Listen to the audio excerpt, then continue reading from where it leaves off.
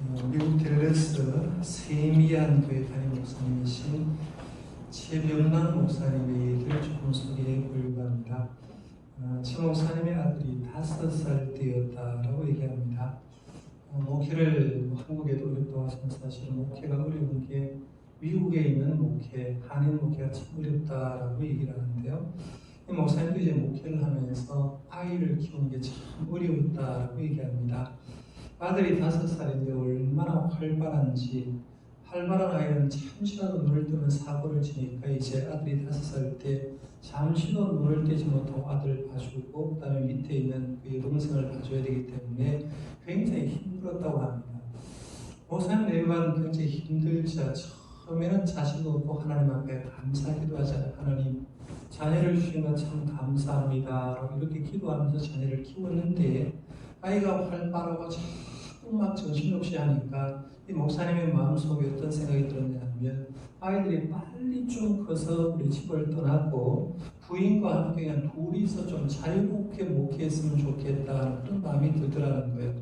그렇게 생각하는 어느 날 이제 교인 집에 신방을 가는데 아마 구역 신방을 그 교인 가정에서 했던 것 같습니다. 가정도 굉장히 좀 부유한 가정이었다고 하는데요.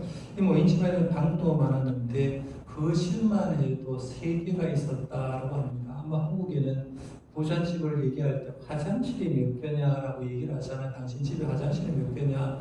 1개 있다라고 하면 보통 집이다.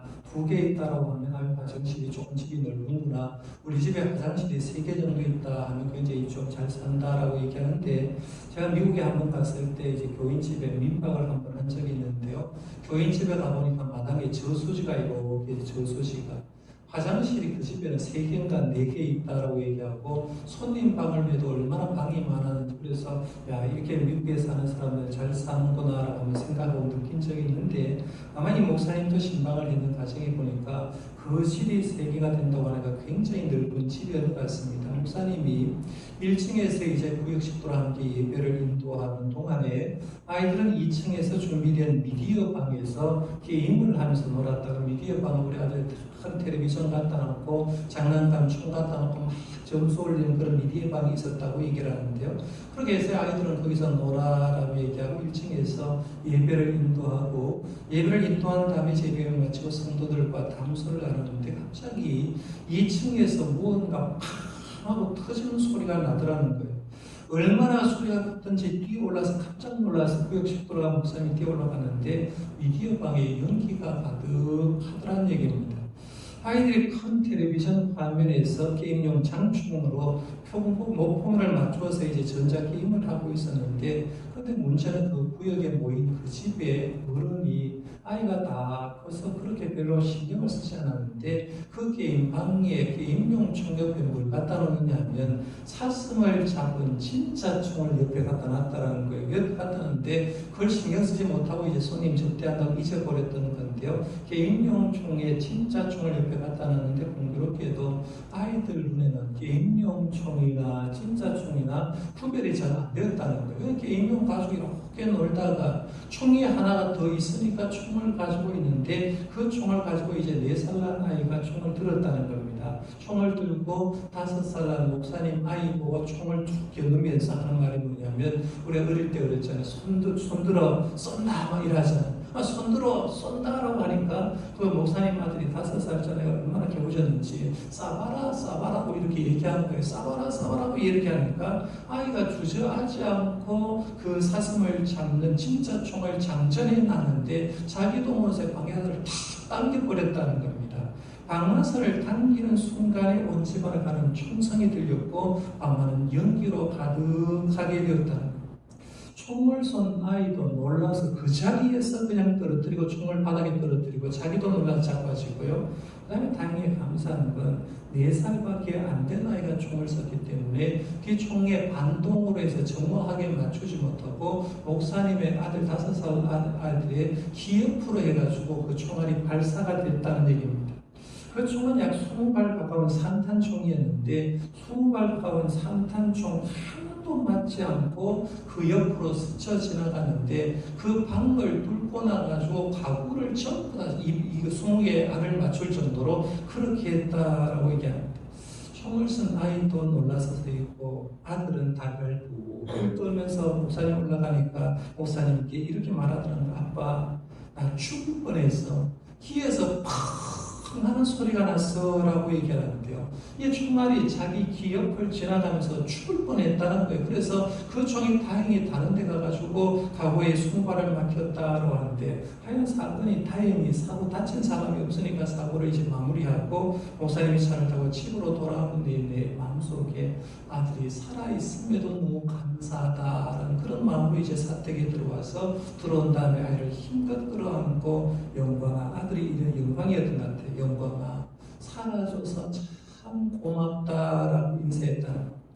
그때까지는 목사님은 목사님이니까 이 아이에 대한 뭔가 욕심이 있었다는 거죠. 얘가 좀 잘 크면 좋겠고 뭔가 얘가 앞으로 큰 인물이 됐으면 좋겠다는 기대감도 있었고 욕심도 있었고 또 아이가 말을 안 들으니까 마음속에 짜증나는 그런 마음도 빨리 컸으면 좋겠다는 그런 마음도 있었는데 그 사고로 인해서 목사님 마음에 든 게 뭐냐면 아이가 존재하고 있는 것 자체가 감사하더라는 거예요.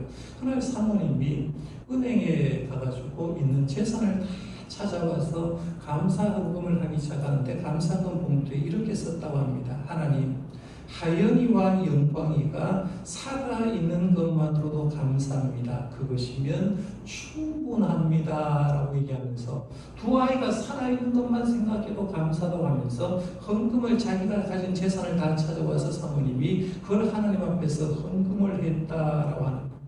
안사 순간이면 두 아이 다 잃을 뻔했는데 하나도 다치지 않고 살았으니까 얼마나 감사하냐면서 그 감사 얘기를 책에 써놓은 걸 제가 보는데요. 그래서 느끼는 게 이런 거예요. 목사님 아이 하연이와 영광이가 어쩌면 우리가 아닐까 이런 생각을 해봅니다. 오늘 우리가 살아있는 것만 해도 참 감사하다 이런 생각을 해볼 수가 있고요. 특별히 우리가 하나님의 자녀로서 하나님의 전에 나와서 예배한다는 것만 해도 진짜 얼마나 감사한 제목인가 이렇게 생각해 볼 수가 있습니다. 왜냐하면 이거는 영적으로 내가 죽었던 사람이고 영적으로 살아있다는 사실 이것만 제대로 알아도 감사가 나오는 걸 보는데요. 사도 바울은 로마에 있는 교우들에게 편지를 쓰면서 이 신칭이 받은 우리가 얼마나 대단한지 감격스러운 마음으로 편지를 계속해서 쓰고 있는데 이제 5장 말씀을 우리가 앞부분의 말씀 11절까지 두 번에 걸쳐서 제가 말씀을 드렸습니다. 첫 번째는 1절에서 5절 말씀을 가지고 칭의 받은 자는 특권이 세 가지겠다 했죠. 이신 칭의 받은 사람 특권이 있는데 첫 번째는 하나님과 화평을 누린다라고 했고요. 두 번째는 은혜의 보호자로 나갈 수 있다는 거예요. 예수님의 십자가의 죽으심으로 통해서 누구나 다 하나님이 계신 지성소로 나갈 수 있다고 했고 그 다음에 세 번째는 영광을 바라보고 즐거워한다고 해서 하나님의 영광을 바라보면서 즐거워하는 게 이게 칭의 받은 자가 받은 특권이라고 했습니다. 그 다음에 이제 6절에서 11절 말씀으로는 당신은 행복하십니까? 라는 주제를 말씀드렸어요. 그래서 제가 여러분에게 질문을 드렸죠. 공기진 집사님 행복하십니까? 라고 물었을 때 잘 모르겠다. 누가 집사님 행복하십니까? 라고 물었을 때 진짜 우리가 행복에 대해서 대답을 못하는 이유가 뭐냐면 예수 믿기 전에 나와 예수 믿은 나의 현재 상태를 알게 되면 주님의 보혈의 피로 내가 얼마나 귀한 존재가 된 걸 알면 나도 모르게 내 삶 속에는 감사가 넘친다라고 얘기하는데 그러면서 우리가 예수 믿기 전 상태를 앞부분의 말씀에서 네 가지를 얘기했죠. 우리가 예수 믿기 전 상태는 첫 번째는 연약한 존재였다고 했어요. 내 힘으로는 아무것도 할 수 없는 존재가 마치 영마와 같이 아무것도 할 수 없는 존재가 우리였고 두 번째는 불경건한 존재라고 했습니다. 경건이라고 하면 찾아볼 수 없는 불경건한 존재였고 세 번째는 죄인이었다고 해서 하나님의 표준 기준으로 보면 하나도 맞지 않은 죄인이었다고 얘기했고 그 다음에 그것도 부족해서 네 번째는 하나님과 원수가 되었던 존재라는 얘기예요. 그러면 우리가 연약하고 불경건하고 죄인이고 하나님과 원수가 되는데 이런 우리를 위해서 하나님이 하나님의 사랑을 보여줬다는 거예요. 그 하나님의 확실한 사랑이 뭐냐고 했을 때 그 유일한 하신 예수 그리스도를 우리를 위해서 십자가에 돌아가시게 함으로 통해서 우리가 하나님의 자녀들의 축복을 누리게 해줬다라고 했죠. 그래서 그 예수님의 십자가를 우리는 죄와 죽음에서 슬픔에서 우리가 구원받았다라는 거예요. 그래서 예수님의 십자가로 죄 용서함을 받고 예수님의 부활로 하나님의 자녀가 되는 축복을 누렸는데 이것만 제대로 안다면 우리는 우리의 입술 속에 당신 행복합니까? 라고 물었을 때 나도 모르게 이 세상에서 제일 행복한 사람이 누구냐? 예수님을 믿는 내가 제일 행복하다라고 하는 거예요. 다시 한번 물어볼까요? 여러분이 이 세상에서 가장 행복한 자인 줄 믿습니까? 세상 조건 때문에 아니에요. 예수님 때문이라는 거예요. 예수님 내 죄 용서했기 때문에 내가 이 세상에서 죽었던 영혼이 예수님으로 살아났기 때문에 굉장히 내가 이 세상에서 행복한 자라고 고백할 수가 있죠. 이렇게 놀라운 말씀을 이제 사도 바울이 쭉 전개를 하면서 드디어 뭘 얘기하느냐면 사도 바울 설교문이 우리에게 죄의 문제를 가지고 옵니다. 인류에게 죄가 언제 들어온 줄 아느냐라고 말하면서 죄의 얘기를 합니다. 그리고 그 죄 문제를 예수 그리스도께서 어떻게 해결해 주었는가를 쭉 얘기를 하는데요. 오늘 본문을 이해하는데 이제 9절이 12절부터 21절까지 좀 길게 언급했고 반복되는 말씀이 굉장히 많고 죄라는 단어가 굉장히 많은데요. 이해하기 위해서 가장 중요한 구절 두 구절만 먼저 소개를 하면 12절 말씀이 굉장히 중요하고요. 그 다음에는 18절 말씀이 굉장히 중요한데요. 두 구절만 파악이 되면 오늘 본문이 제대로 파악된다라고 볼 수 있는데요. 그러면 중요한 12절 말씀부터 중요하니까요. 한번 같이 한번 읽어봅니다. 시작. 그러므로 한 사람으로 말미암아 죄가 세상에 들어오고 죄로 말미암아 사망이 들어왔나니 이와 같이 모든 사람이 죄를 지었으므로 사망이 모든 사람에게 이르렀느니라. 아멘. 이게 보면 죄가 세상에 들어왔는데 그것이 한 사람으로 인해서 죄가 세상에 들어왔다고 했어요. 그 한 사람 누굴까요? 아담을 얘기하죠. 아담 한 사람을 통해서 죄는 이 세상에 다 들어왔다라고 얘기합니다. 그 다음 중요한 구절 18절 말씀도 역시 같이 한번 읽어볼까요? 18절입니다. 시작. 그런즉 한 범죄로 많은 사람이 정죄에 이른같이 한 의로운 행위로 말미암아 많은 사람이 의롭다심을 받아 생명에 이르렀느니라 해서 여기 보면 한 범죄라고 얘기하는데 여기서 한 사람이 범죄하는 건 아담을 얘기하죠. 아담이 죄를 지음으로 통해서 한 사람에게 정죄에 이르게 했다라고 하고 그 다음에 이어지는 말씀 한 의로운 행위로라고 하는데 여기서 한 의로운 행위를 한 사람은 예수 그리스도를 얘기하고 그 한 행위 의로운 행위는 예수님의 십자가 사역이다라고 볼 수가 있죠. 그러니까 오늘 본문 말씀 여러분 12절부터 21절까지 쭉 읽어보면 대조를 합니다. 아담으로 통해서는 이 세상에 이런 역사가 일어났고 예수 그리스도를 통해서는 이런 역사가 일어났다라고 말하면서 아담이 지은 원죄를 예수님이 예수님의 십자가의 보혈로 해결해 주셨다는 걸 대조를 하면서 이렇게 설명합니다. 사실 제 문제, 죽음 문제는요 쉬운 문제 같지만 쉽지 않은 문제입니다. 왜냐하면 지금 이 세상을 살아가는 많은 사람들 중에는요 죄 문제, 죽음 문제를 해결하지 못하고 세상을 떠나는 사람 굉장히 많습니다. 그 중에 대표적인 인물이 이 사람입니다. 누굴까요? 참 잘생겼죠. 누구요? 요즘 젊은 사람은 누군지 몰라요. 삼성의 지금 그룹의 회장 누구냐라고 하면 젊은 사람은 이 사람 생각하지 않는데요. 이분은 삼성의 창업자인 이병철 회장님 사진입니다. 참 잘생겼다 이런 생각 안 합니까? 삼성그룹의 이렇게 인물들 보면 좀 한 인물이 한다라고 생각하는데요. 이병철 회장은 1987년에 세상을 떠났습니다. 11월 19일에 세상을 떠났는데요. 세상을 떠나게 된 건 폐암 때문에 폐암에 걸려가지고 이제 투병생활하다가 떠났습니다.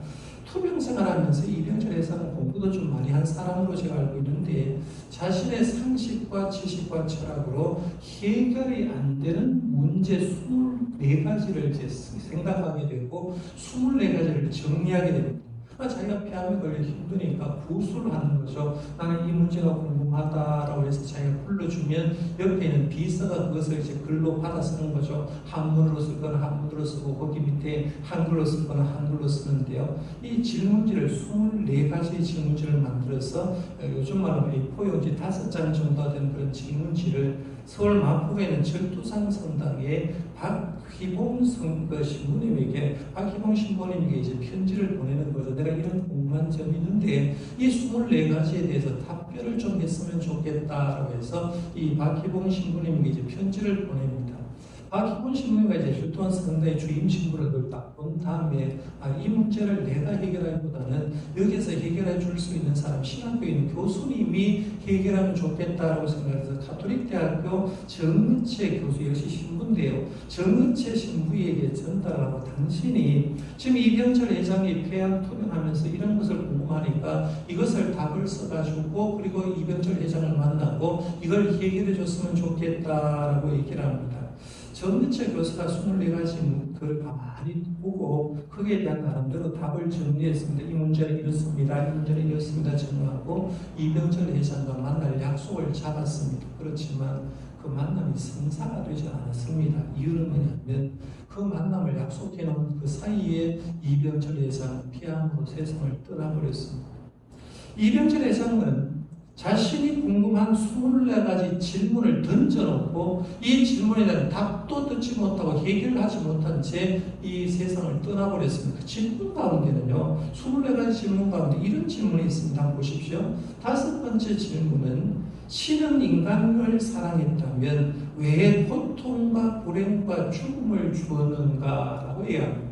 아마 우리 젊은 청년들도 이런 고민하는 사람은 굉장히 많을 겁니다. 신이 인간을 사랑했다면 왜 인간에게 이런 고통과 불행을 주냐는 거예요. 인간을 진짜 사랑한다면 좋은 일만 있어야 되는데 왜 이렇게 고통스럽고 불행스러운 일이 있는가? 요즘 같으면 그렇잖아요. 왜 인간이 좀 행복하게 살아야 되는데 바이러스에 폭우로 통해서 사람이 이렇게 고통당했냐 이렇게 질문할 수 있다는 거예요. 그 다음에 6번째 질문이 뭐냐면 신은 왜 악인을 만들었냐는 겁니다. 예를 들면 히틀러, 왜 유태인 600명 학살한 히틀러를 만들었고 스탈린을 왜 만들었고 그리고 갖가지 흉악범들을 왜 하나님 만들었냐? 악인을 안 만들면 되지 않냐는 거예요. 그래서 하나님 왜 악인을 만들어 그 사람을 통해서 잘못된 일을 하게 되냐라고 했어요. 그 다음에 7번째 질문은 예수는 우리의 죄를 대신 속죄하기 위해서 죽었다는데 우리의 죄는 무엇인가? 왜 우리로 하여금 죄를 짓게 내버려 두었는가? 여러분이 우리 믿으면서 예수 믿는 사람도 왜 하나님이 선악과를 만들어서 이런 질문하는 사람 많아 그렇죠? 선악과를 따먹을 때 하나님 그 손 딱 잡았으면 될 건데 왜 하나님이 선악과 따먹도록 만들어 이런 질문을 하듯이 이분도 이런 질문을 했다는 겁니다. 왜 예수님은 우리의 죄를 대신해서 속죄하기 위해서 죽었다는데 우리의 죄가 도대체 무슨 죄가 있냐는 거예요. 그리고 왜 우리로 하여금 죄 짓게 내버려 두셨는가? 이런 질문이에요. 14번째 질문이니까 이렇게 질문했습니다. 인간이 죽은 후에 영혼은 죽지 않고 천국이나 지옥으로 간다는 것을 어떻게 믿을 수 있냐? 자기도 아파서 이제 암 걸려서 죽음이 임박하니까 궁금한 게 사람은 죽으면 천국이나 지옥 가는데 영혼이 죽지 않고 가는데 이걸 어떻게 믿을 수 있냐? 이런 걸 궁금한 점을 얘기하는 거예요. 이 회장이 던진 24가지 질문은요, 아주 중요하고 근원적인 질문이 들어있는 질문이 굉장히 많습니다. 죽음 직전에 남겼으니까 돈 얘기하지 않잖아요. 근원적인 질문을 던집니다. 그 문제를 가만히 보면서 이렇게 근원적인 질문을 던졌고 이 질문에 대한 답을 듣고 예수님을 영접하고 세상을 떠났으면 참 좋겠다라고 싶은데 근원적인 질문만 던져놓고 답도 듣지 못하고 죽었다고 생각하면 굉장히 안타까운데요. 그러면서 제가 느끼는 건 이런 겁니다. 지금 우리가 로마서를 통해서 강의를 하면서 이런 근원적인 질문을 좀 할 수 있으면 참 감사하다 생각하죠. 여러분은 이런 질문 어디에 하고 싶어도 못하잖아요. 그런데 사도 바울은 이미 생각하는 거죠. 로마 교인들을 생각하고 지금 우리 앞으로 예수를 믿을 우리가 궁금해하는 원죄 문제는 도대체 뭔가? 그 원죄 문제를 어떻게 해결해 줬는가? 그 해결한 문제를 통해서 로마서를 통해서 기록하고 있으니까요. 우리는 얼마나 행복한 존재가 볼 수 있죠. 주일마다 말씀 들으면서 하나하나 해결할 수가 있으니까 감사하고 지금 젊었을 때 암 걸리지 않고 죽음에 임박하지 않은 가운데 젊었을 때부터 죄의 문제 정리하고 죽음 문제 정리하고 슬픔 문제 정리해서 그뿐만 아니라 내 과거는 이런 존재였고 내 현재는 이런 존재고 내 미래는 이런 존재다는 걸 미리 알게 된 건 진짜 복 있는 사람이라는 거예요. 그래서 우리가 감사 기도 제목할 때도 쓸 때도 이런 것을 내가 알고 있음에 감사할 수 있기를 바랍니다. 이병철 회장으로 해결하지 못한 문제를 우리는 해결하고 믿을 수 있으면 참 감사하다 생각하는데요. 오늘 본문 핵심이라고 말씀드린 12절, 18절 말씀 중심으로 오늘은 아담과 예수들 좀 대조를 해가면서 어떤 차이가 있는가를 좀 생각해 보려고 하는데 여러분 개인적으로 읽을 때도요 12절부터 21절은 계속해서 대조합니다. 아담으로 이렇게 예수님으로 이렇게 역사가 일어났다는데 제가 다 말씀드리지 못하고 중요한 몇 가지만 좀 정리를 해보려고 하는데요. 첫 번째 대조할 수 있는 게 뭐냐면 아담은 피조물이죠. 그렇죠? 아담은 피조물입니다. 하나님 만드신 피조물. 예수 그리스도는 참 하나님과 참 사람이십니다. 예수님을 여러분이 정리할 때 예수님은 구원자라고 얘기하지만 신학적으로 정확하게 정리하면 예수님은 참 하나님이시고 참 사람입니다 라고 얘기할 수 있는데요. 아담은 하나님이 만드신 최초의 사람으로 흙으로 지음을 받았고 거기에 생기를 불어넣음으로 통해서 사람이 되었다는 걸 보게 되죠. 그런데 반면에 예수 그리스도는 삼위일체 하나님 중에 제2위 하나님입니다. 성경 말씀은 예수님도 천지 창조에 함께 사역했다고 얘기하고 지금도 예수님은 세상을 통치하고 계시다는 거예요. 그래서 우리 예수님은 우리를 구원하기 위해서 참 사람의 모습으로 이 땅에 오셨다라고 볼 수가 있죠. 성육신하셨다는 거예요. 두 번째, 아담은 이제 구별해 보면 하나님의 말씀에 불순종했고요. 예수 그리스도는 순종했다라고 얘기합니다. 예수 그리스도는 순종한 거, 이 차이예요. 아담은 하나님께 불순종했고 예수는 순종했는데 아담이 불순종한 거 한번 생각해 보십시오. 창세기 2장에 보면 아담이 하나님께서 아담을 창조한 다음에 에덴 동산 가운데 부르셨어요. 그리고 나서 이 아담에게 직접적으로 말씀하는 장면이 나옵니다. 어떤 말씀을 하느냐면 이렇게 말합니다.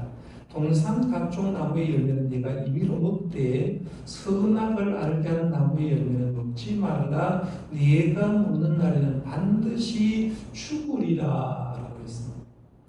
왜 하나님께서는 아담에게 이처럼 준엄한 명령을 내렸는가? 아마 예수 믿고 대부분의 사람들, 특별히 젊은 학생들, 청년들은 이 고민을 합니다. 하나님께서 선한 걸 딱 만들지 않았으면 좋겠는데 생명만 나무만 만들어서 영원히 살도록 했으면 좋겠는데 왜 선악을 알게 하는 나무를 만들어가지고 이걸 먹으면 반드시 죽는다고 이 말씀을 선언했을까라고 생각할 수가 있다는 얘기예요. 이걸 통해서 하나님이 뭘 가르쳐 주려고 했을까? 세 가지 정도로 정리해 볼 수가 있는데 첫 번째는요.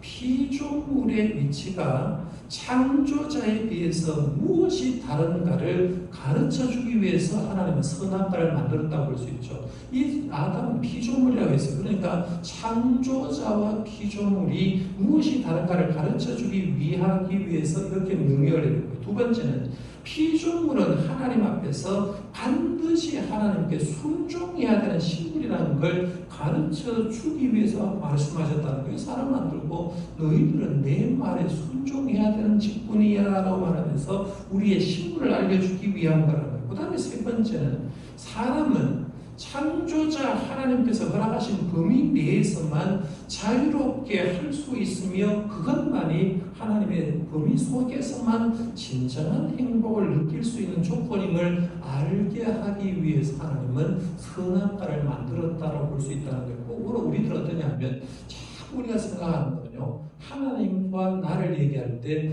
내가 창조자처럼 하나님이 피조물처럼 생각해서 왜 하나님 그걸 만들었어? 안 만들었으면 되지 하고 얘기하면서 내가 하나님의 자리에 올라가서 그걸 해석할 때가 많은데 우리는 분명히 피조물로서 하나님 만드신 목적을 알아야 된다는 거예요. 그런데도 불행하게도 이 아담은 하나님의 그 준엄한 명령을 가볍게 읽었습니다. 그래서 결국에는 자기 아내와 함께 불순종한 죄를 범해서 죄가 들어오게 된 거죠. 반면에 예수님은 하나님께 순종했다라고 했습니다. 제2 하나님에도 불구하고 성부 하나님의 뜻에, 성부 하나님의 명령에 그대로 순종하는 것. 대표적으로 예를 들면 게 예수님이 겟세마네 동산에 기도할 때 이런 기도하잖아요. 나의 원대로 마옵시고 아버지 원대로 마옵소서. 나는 십자가 안 졌으면 좋겠는데 아버지가 십자가를 지라고 날 보내셨기 때문에 아버지의 원대로 하십시오라고 얘기를 하면서 예수님의 순종을 하는데 예수님은 죽기까지 순종했다는 거예요. 예수님은 하나님의 사랑, 하나님의 공의, 하나님의 권을 이루기 위해서 십자가에 달려서 죽기까지 순종하는 삶을 살았다. 그래서 아담은 불순종했고 예수들은 순종했다는 거예요. 그 다음에 세 번째 대조할 수 있는 게 뭐냐면 아담의 불순종으로 그 뒤로 뭐가 찾아오느냐 하면 죄가 찾아오게 되고 그 죄가 통해서 결국 사람들을 죽음으로 인도하게 되었다고 볼 수 있죠. 그 다음에는 예수님이 십자가의 순종함으로 사람들을 의롭게 하고 의롭게 된 사람에게 영원한 생명을 주었다는 겁니다. 그러니까 아담으로 인해서 죄와 죽음이 세상에 들어왔고 예수님으로 인해서 의와 생명이 세상 사람에게 주어졌다라고 볼 수 있다는 거죠. 아담이 불순종하자 하나님이 우선 심판을 내리죠. 창세기 13장 19절에 보면 네가 흙이니 돌아갈 때까지 얼굴에 땀을 흘려야 먹을 것을 먹으리라. 내가 그것을 취함을 입었음이니라. 너는 흙이니 흙으로 돌아갈 것이니라. 라고 해서 흙이니 흙으로 돌아간다. 쉽게 말하면 너 죽는다. 약속대로 너는 죽어야 된다라고 하는 거죠. 불순종으로 죄가 들어오고 죄로 인해서 사망이 찾아왔다는 겁니다. 이 세상 사람들 가운데는 가끔씩 이런 사람이 있죠. 나는 죄 안 지었다.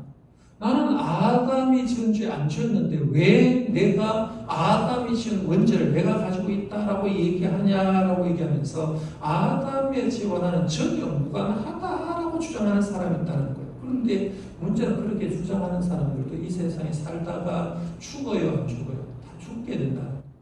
여러분이 가끔씩 이렇게 주변에 보면 태어난 지 한 달, 두 달 된 아이도 죽는 경우가 있어요. 아이는 아직 말 못해요. 엄마 품에 있어요. 엄마 속 썩인 적도 별로 없어요. 걔가 이웃에게 뭔 잘못했겠어요? 하나님을 향하여 원망했겠어요? 근데 얘는 잘못이었는데 태어나자 한 달, 두 달 만에 세상을 떠나는 사람 아이도 있다는 겁니다.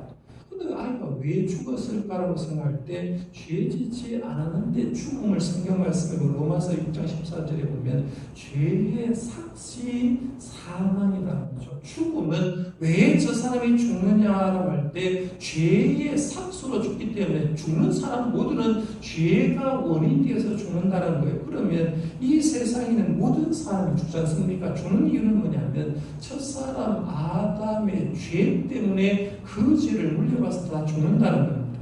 그 죄를 우리가 뭐라고 해요? 아담이 지은 죄를 무슨 죄라고 합니까? 원죄라고 하잖아요. 우리 스스로 지은 죄는 자본죄, 아담이 지은 죄는 원죄라고 합니다. 이 원죄의 의미는 뭐냐면 죄의 원인이 되는 것을 얘기합니다.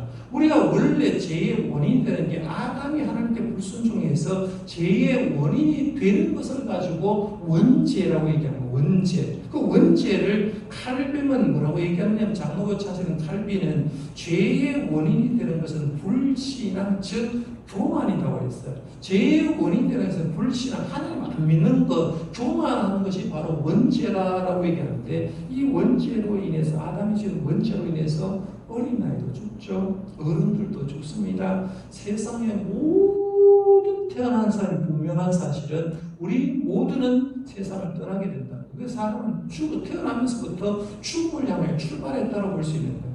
지금 우리 전 세계를 괴롭히는 코로나19 한번 가만히 생각해 보십시오. 중국 우한에서 발생했지 않습니까? 작년 12월 달에 발생을 했습니다. 눈에 보이지 않습니다. 한 지역에서 발생한 바이러스가 지금 전 세계를 얼마나 놀라게 하고 있느냐. 금요일 통계 제가 설교를 원고 타이핑을 7 금요일을 보니까 전 세계 218개국에 확진 환자가 1907만 4천 명, 이번 주에 2천만 명이 이제 넘어갈 겁니다. 사망자가 71만 4,439명이 되었다고 얘기하는데 오늘 주일이었으니까 계속해서 늘어날 거예요.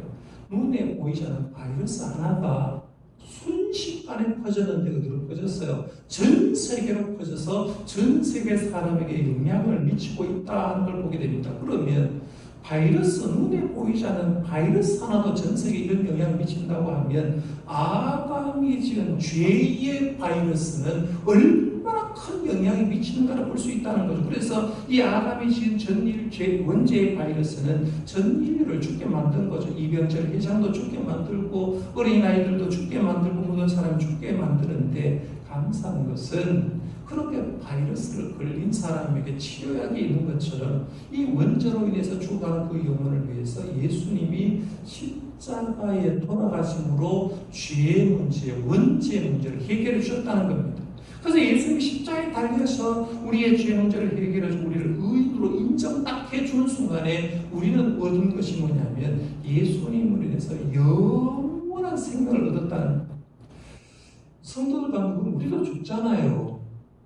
그런데 성경은 성도의 죽음을 죽임이라고 얘기하지 않고 성도의 죽음은 뭐라고 표현합니까? 잔다라고 표현합니다. 성경을 잘 보십시오. 성도가 이 세상에 살다가 육신이 죽는 걸 죽었다고 얘기하지 않습니다. 잔다라고 하는 거예요. 여러분 어젯밤에 다 주무셨잖아요. 주무셔서 잘 때 잔다라고 걱정하고 한 게 아니라 잠을 자고 아침에 일어나니까 더 깨어난 모습으로 햇볕이 뜨니까 좋은 얼굴로 만나는 것처럼 우리 이 세상에서 원죄 문제가 해결된 사람, 예수를 영접한 사람은 잠시 자다가 다시 주님이 예비한 나라에 들어간다는 거죠. 영원한 산다라고 얘기하는 거예요.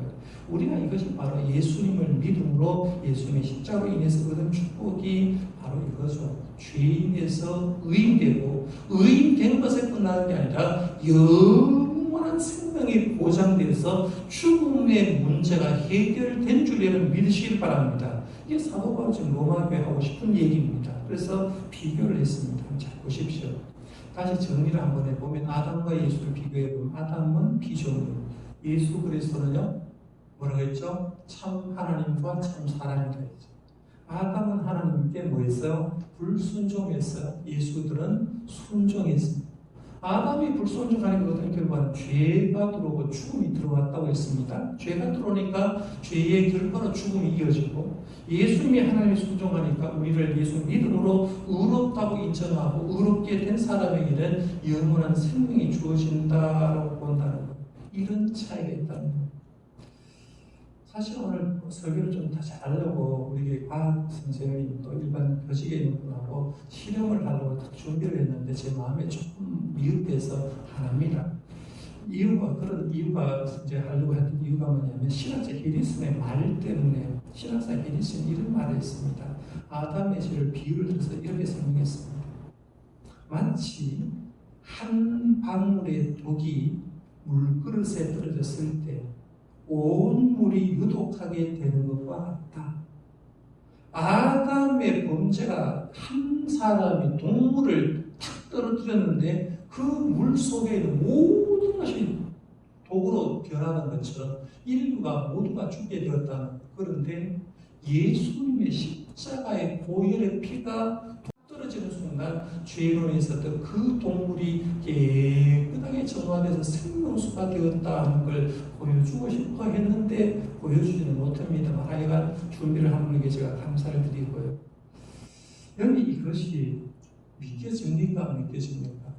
이게 사도 바울이 하고 싶어 했던 거예요. 그러면 오늘 말씀을 통해서 여러분 두 가지 정도를 기억해야 되는 첫 번째는 내가 예수 믿고 의와 영생을 소유한 자라는 사실을 아시기를 바랍니다. 그리고 이걸 감격적으로 노래할 필요가 있어요. 오늘 설교의 305장 찬송 부를 때 이런 감격으로 불렀으면 좋겠고요. 두 번째는 오늘 본문을 통해서 한 사람의 중요성입니다. 아담 한 사람이 중요하고 예수님 한 사람이 중요했듯이 오늘 우리를 살아가면서 지금도 내 한 사람이 중요해요. 내가 어떻게 사느냐에 해서 가정이 살 수도 있고 죽을 수도 있고 교회도 부흥할 수도 있고 안 할 수도 있고 사회도 문제가 있을 수도 있고 안 할 수도 있다고 생각하고요. 내 한 사람의 소중성을 잘 알아서 여러분의 삶의 배후에도 살아가는 역사, 남을 살리는 역사가 있기를 바랍니다.